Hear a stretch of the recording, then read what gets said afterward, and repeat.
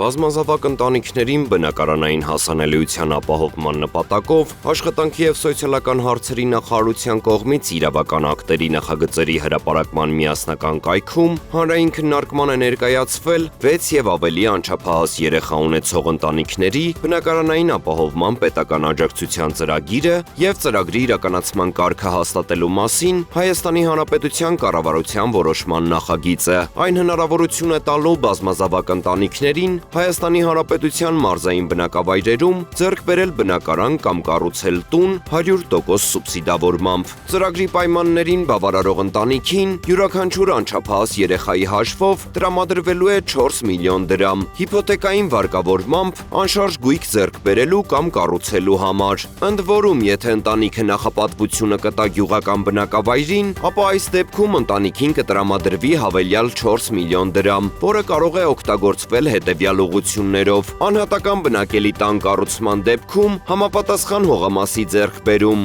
կամ գյուղատնտեսական նշանակության հողամասի ձեռքբերում։ Կառավարությունն առաջարկում է փոփոխություններ կատարել Հայաստանի Հանրապետության հարկային և քրեական օրենսգրքերում, ինչպես նաև լրացում Հայաստանի Հանրապետության քրեական դատավարության օրենսգրքում։ Ազգային ժողովի տնտեսական հարցերի մշտական հանձնաժողովի նախագահի տեղակալ Բաբկեն Թունյանը տեղեկացրել է, որ օրենսդրական փաթեթը երկար ժամանակ քննարկվել է կառավարությունում և խորհրդարանում։ Սա չի նշանակում, որ քննարկումներն այս փուլով ավարտվել են։ Մենք դաշտը դեռ բաց ենք պահում, որովհետև առաջիկայում քննարկելու հարցեր կլինեն։ Հարցի վերաբերյալ հնչել են քննադատություններ, մինչդեռ ՊԵԿ-ն իր գործառույթներն է իրականացնում ստվերի կրճատման ուղղությամբ, ասել է հանձնաժողովի փոխնախագահը։ Հարցն ազգային ժողովի տնտեսական հարցերի մշտական հանձնաժողովի ապրիլի 8-ի նիստում քննարկման է ներկայացրել պետական եկամուտների կոմիտեի նախագահ Էդուարդ Հակոբյանը։ Նա նշել է, որ օրենսդրական նախաձեռնությունը ենթադրում է հարկային վարչարարության առանցքային բարեփոխումներ և ուղղված է բիզնես միջավայրի լավացմանը։